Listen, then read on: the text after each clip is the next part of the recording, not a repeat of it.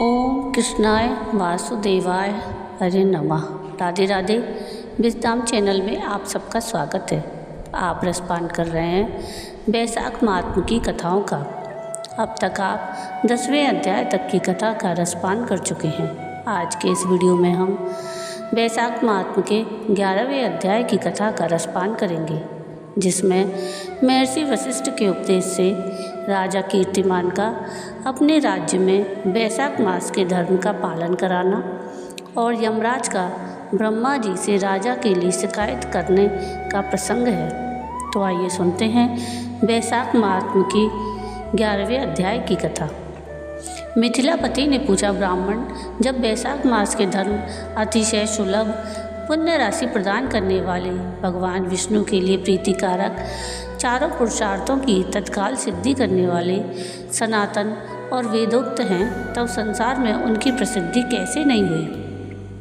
शुद्धदेव जी ने कहा, राजन, इस पृथ्वी पर लौकिक कामना रखने वाले ही मनुष्य अधिक हैं। उनमें से कुछ राजस और कुछ तामस है। वे लोग इस संसार के भोगों और पुत्र पौत्रादि संपदाओं की ही अभिलाषा रखते हैं। कहीं किसी प्रकार कभी बड़ी कठिनाई से कोई एक मनुष्य ऐसा मिलता है जो स्वर्गलोक के लिए प्रयत्न करता है, और इसीलिए वह यज्ञ आदि पुण्य कर्मों का अनुष्ठान बड़े प्रयत्न से करता है, परंतु मोक्ष की उपासना प्राय कोई नहीं करता।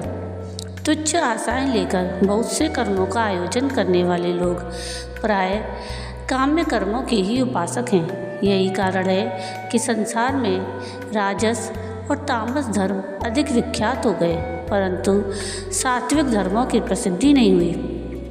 ये सात्विक धर्म भगवान विष्णु को प्रसन्न करने वाले हैं, निष्काम भाव से किए जाते हैं और इहलोक और परलोक में सुख प्रदान करते हैं। देव माया से मोहित होने के कारण मूढ़ मनुष्य इन धर्मों को नहीं जानते। पूर्व काल की बात है, काशीपुरी में कीर्तिमान नाम से विख्यात एक चक्रवर्ती राजा थे। वे इक्ष्वाकु वंश के भूषण और महाराज नृग के पुत्र थे। संसार में उनका बड़ा यश था। वे अपनी इंद्रियों पर और क्रोध पर विजय पा चुके थे। ब्राह्मणों के प्रति उनके मन में बड़ी भक्ति थी। राजाओं में उनका स्थान बहुत ऊंचा था। एक दिन वे मृगया में आसक्त होकर महर्षि वशिष्ठ के आश्रम पर आए। बैसाख की चिलचिलाती हुई धूप में यात्रा करते हुए राजा ने मार्ग में देखा, महात्मा वशिष्ठ के शिष्य जगह जगह अनेक प्रकार के कार्यों में विशेष तत्परता के साथ संलग्न थे। वे कहीं घोंसला बनाते और कहीं छाया मंडप, किनारे पर झरनों के जल को रोककर स्वच्छ बावली बनाते, कहीं वृक्षों के नीचे बैठे हुए लोगों को वे पंखा डुलाकर हवा करते, कहीं ऊख देते, कहीं सुगंधित पदार्थ भेंट करते और कहीं फल देते थे। दोपहरी में लोगों को छाता देते और संध्या के समय शरबत। कोई शिष्य घनी छाया वाले वन में झाड़ बुहार कर साफ किए हुए आश्रम के प्रांगणों में हितकारक बालुका बिछाते थे, और कुछ लोग वृक्षों की शाखा में झूला लटकाते थे। उन्हें देखकर राजा ने पूछा, आप लोग कौन हैं? तो उन्होंने उत्तर दिया, हम लोग महर्षि वशिष्ठ के शिष्य हैं। राजा ने पूछा, यह सब क्या हो रहा है? तो वे बोले, ये बैसाख मास में कर्तव्य रूप से बताए गए धर्म हैं, जो धर्म, अर्थ, काम, मोक्ष चारों पुरुषार्थों के साधक हैं। हम लोग गुरुदेव वशिष्ठ की आज्ञा से इन धर्मों का पालन करते हैं। राजा ने पुनः पूछा, इनके अनुष्ठान से मनुष्यों को कौन सा फल मिलता है? किस देवता की प्रसन्नता होती है? तो उन्होंने उत्तर दिया, हमें इस समय यह बताने के लिए अवकाश नहीं है। आप गुरुजी से ही यथोचित प्रश्न कीजिए। वे महायशस्वी महर्षि इन धर्मों को यथार्थ रूप से जानते हैं। शिष्यों से ऐसा उत्तर पाकर राजा शीघ्र ही महर्षि वशिष्ठ के पवित्र आश्रम पर, जो विद्या और योग शक्ति से संपन्न था, गए। राजा को आते देख महर्षि वशिष्ठ मन ही मन बड़े प्रसन्न हुए। उन्होंने सेवकों सहित महात्मा राजा का विधि पूर्वक आतिथ्य सत्कार किया। जब वे आराम से बैठ गए तब गुरु वशिष्ठ से प्रसन्नतापूर्वक बोले, भगवान, मैंने मार्ग में आपके शिष्यों द्वारा परम आश्चर्य में शुभ कर्मों का अनुष्ठान होते देखा है, किंतु उसके संबंध में जब प्रश्न किया तब उन्होंने दूसरी कोई बात न बताकर आपके पास आने की आज्ञा दी। उनकी आज्ञा के अनुसार मैं इस समय आपके समीप आया हूँ। मेरे मन में उन धर्मों को सुनने की बड़ी इच्छा है, अतः आप मुझसे उनका वर्णन करें। तब माँ यशस्वी वशिष्ठ जी ने प्रसन्नतापूर्वक कहा, राजन, तुम्हारी बुद्धि को उत्तम शिक्षा मिली है, अतः उसने यह उत्तम निश्चय किया, भगवान विष्णु की कथा के श्रवण और भगवत धर्मों के अनुष्ठान में जो तुम्हारी बुद्धि की आत्यंतिक प्रवृत्ति हुई है, यह तुम्हारे किसी पुण्य का ही फल है, जिसने वैशाख मास में बद्ध हुए महाधर्मों के द्वारा भगवान श्री हरि की आराधना की है। उसके उन धर्मों से भगवान बहुत संतुष्ट होते हैं और उसे मनोवांछित वस्तु प्रदान करते हैं। संपूर्ण जगत के स्वामी भगवान लक्ष्मीपति समस्त पाप राशि का विनाश करने वाले हैं। वे सूक्ष्म धर्मों से प्रसन्न होते हैं और केवल परिश्रम और धन से नहीं, भगवान विष्णु भक्ति से पूजित होने पर अभीष्ट वस्तु प्रदान करते हैं। इसलिए सदा भगवान विष्णु की भक्ति करनी चाहिए। जगदीश्वर श्री हरि जल से भी पूजा करने पर अशेष क्लेश का नाश करते और शीघ्र प्रसन्न होते हैं। वैशाख मास में बताए हुए ये धर्म थोड़े से परिश्रम द्वारा साध्य होने पर भी भगवान विष्णु के लिए प्रीतिकारक एवं शुभ होने के कारण अधिक व्यय से सिद्ध होने वाले बड़े बड़े यज्ञादि कर्मों का भी तिरस्कार करने वाले हैं। अतः भूपाल, तुम भी वैशाख मास में बताए हुए पालन करो और तुम्हारे राज्य में निवास करने वाले अन्य सब लोगों से भी उन कल्याणकारी धर्मों का पालन कराओ। धर्मों का इस प्रकार से वैशाख धर्म के पालन की आवश्यकता को शास्त्रों और युक्तियों से भली भांति सिद्ध करके वशिष्ठ जी ने वैशाख मास के सब धर्मों का राजा के समक्ष वर्णन किया।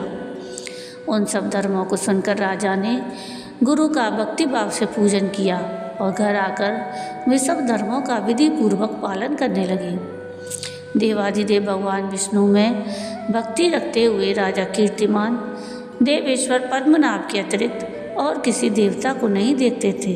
उन्होंने हाथी की पीठ पर नगाड़ा रखकर सिपाहियों से अपने राज्य भर में डंके की चोट पर यह घोषणा करा दी कि मेरे राज्य में जो 8 वर्ष से अधिक की आयु वाला मनुष्य है, उसकी आयु जब तक 80 वर्ष की ना हो जाए तब तक मेष राशि में सूर्य के स्थित होने पर यदि वह प्रातःकाल स्नान नहीं करेगा तो मेरे द्वारा दंडनीय, वध्य और राज्य से निकाल देने योग्य समझा जाएगा। यह मेरा निश्चित आदेश है। पिता, पुत्र, पत्नी अथवा सुहृदय जो कोई भी वैशाख धर्म का पालन नहीं करेगा वह चोर की भांति दंड का पात्र समझा जाएगा। प्रातःकाल शुभ जल में स्नान करके श्रेष्ठ ब्राह्मणों को दान करना चाहिए। तुम सब लोग अपनी शक्ति के अनुसार पौंसला और दान आदि धर्मों का आचरण करो। राजा कीर्तिमान ने प्रत्येक ग्राम में धर्म का उपदेश करने वाले एक एक ब्राह्मण को बसाया। 5-5 गांवों पर एक एक ऐसे अधिकारी की नियुक्ति की जो धर्म का त्याग करने वाले लोगों को दंड दे सके। उस अधिकारी की सेवा में 10-10 घुड़सवार रहते। इस प्रकार चक्रवर्ती नरेश के शासन से सर्वत्र और सब देशों में यह धर्म का पौधा प्रारंभ हुआ और आगे चलकर खूब बड़े हुए वृक्ष के रूप में परिणत हो गया। उस राजा के राज्य में लोग मर जाते थे, वे भगवान विष्णु के धाम में जाते। वहाँ के मनुष्यों को विष्णु लोक की प्राप्ति निश्चित थी। एक बार भी वैशाख स्नान कर लेने से मनुष्य यमराज के पास नहीं जाता। अपने धर्मानुकूल कर्म में स्थित हुए सब लोगों के विष्णु लोक में चले जाने से यमपुरी के सब नरक खाली हो गए। वहाँ एक भी पापी प्राणी नहीं रह गया। वैशाख मास के प्रभाव से यमपुरी के मार्ग की यात्रा ही बंद हो गई। सब मनुष्य दिव्य आकृति धारण करके भगवान के धाम में जाने लगे। देवताओं के जो लोक हैं वे सब भी शून्य हो गए। स्वर्ग और नरक दोनों के शून्य हो जाने पर एक दिन नारद जी ने धर्मराज के पास जाकर कहा, धर्मराज, आपके इस नरक में अब पहले जैसा कोलाहल नहीं सुनाई पड़ता। पहले की भांति पाप कर्मों का लेखा भी नहीं लिखा जा रहा। चित्रगुप्त जी तो ऐसे मौन भाव से बैठे हुए हैं जैसे कोई मुनि हो। महाराज, इसका कारण तो बताइए। महात्मा नारद के ऐसा कहने पर राजा यम ने कुछ दीनता के स्वर में कहा, नारद, इस समय पृथ्वी पर जो राजा राज्य करता है वह पुराण पुरुषोत्तम भगवान विष्णु का बड़ा भक्त है। उसके भय से कोई भी मनुष्य कभी बैसाख मास का उल्लंघन नहीं करता। उस पुण्य कर्म के प्रभाव से सभी भगवान विष्णु के परम धाम में चले जाते हैं। मुनि श्रेष्ठ, उस राजा ने इस समय मेरे लोक का मार्ग लुप्त सा कर रखा है। स्वर्ग और नरक दोनों को शून्य बना रखा है। अतः ब्रह्मा जी के समीप जाकर यह सब समाचार उनसे निवेदन करके तभी मैं स्वस्थ होऊंगा। ऐसा निश्चय करके यमराज ब्रह्मा जी के लोक में गए और वह बैठे हुए उन ब्रह्मा जी का दर्शन किया जिनका आश्रय ध्रुव है, जो इस जगत के बीज और सब लोगों के पितामह हैं और समस्त लोकपाल, दिक्पाल और देवता जिनकी उपासना करते हैं। ब्रह्मा जी ने यमराज को देखा और यमराज ब्रह्मा जी के आगे पृथ्वी पर गिर पड़े। फिर यमराज ने कहा, कमलासन, काम में लगा हुआ जो पुरुष स्वामी की आज्ञा का ठीक ठीक पालन नहीं करता और उसका धन लेकर भोगता है वह काठ का कीड़ा होता है। जो बुद्धिमान मनुष्य लोभवश स्वामी के धन का उपभोग करता है वह 300 कल्पों तक त्रियग योनि रूप नरक में जाता है। जो कार्य में नियुक्त हुआ पुरुष कार्य करने में समर्थ होकर भी अपने घर में ही बैठा रहता है वह बिलाव होता है। देव, मैं आपकी आज्ञा से धर्मपूर्वक प्रजा का शासन करता आ रहा हूँ। मैं अब तक मुनियों और धर्मशास्त्रों के कथनानुसार पुण्य आत्मा को पुण्य के फल से और पापात्मा को पाप के फल से संयुक्त किया करता था, परंतु अब आपकी आज्ञा का पालन करने में असमर्थ हो गया हूँ।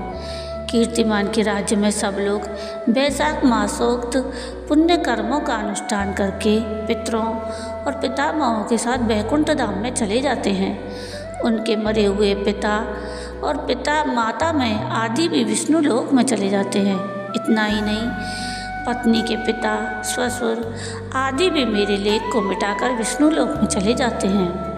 देव, बड़े बड़े यज्ञों द्वारा भी मनुष्य वैसी गति नहीं पाता जैसी बैसाख मास से मिल रही है। संपूर्ण तीर्थों से, दान आदि से, तपस्याओं से, व्रतों से अथवा संपूर्ण धर्मों से युक्त मनुष्य भी उस गति को नहीं पाता जो बैसाख धर्म में तत्पर हुए मनुष्य को प्राप्त हो रही है। बैसाख में प्रातःकाल स्नान करके देव पूजन, मास महात्म की कथा का श्रवण और भगवान विष्णु को प्रिय लगने वाले तदनुकूल धर्मों का पालन करने वाले मनुष्य एकमात्र विष्णु लोक का स्वामी होता है। और जगतपति भगवान विष्णु के लोक की तो मेरी समझ में कोई सीमा ही नहीं है, क्योंकि सब ओर से कोटि कोटि प्राणियों का समुदाय वहाँ पहुँच रहा है तो वह भी भरता नहीं है। इस संसार में पवित्र और अपवित्र सभी लोग राजा की आज्ञा से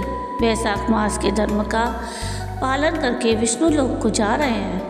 लोकनाथ, उसकी प्रेरणा से संस्कारहीन मनुष्य भी बैसाख स्नान मात्र से वैकुंठ धाम में चले जाते हैं।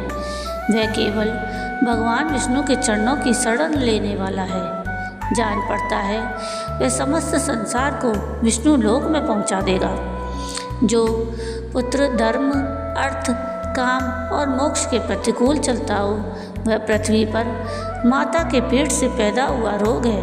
वह अधम पुरुष अपनी माता का घात करने वाला कहा जाता है, किंतु राजा कीर्तिमान की माता और उसकी पत्नी का पुण्य संसार में विख्यात है। उसकी माता एकमात्र वीर जननी है और वह राजा निश्चय ही संसार में बहुत बड़ा वीर है। जिस प्रकार कीर्तिमान मेरी लिपि को मिटाने में उद्यत हुआ है, ऐसा उद्योग पुराणों में और किसी का नहीं सुना गया है।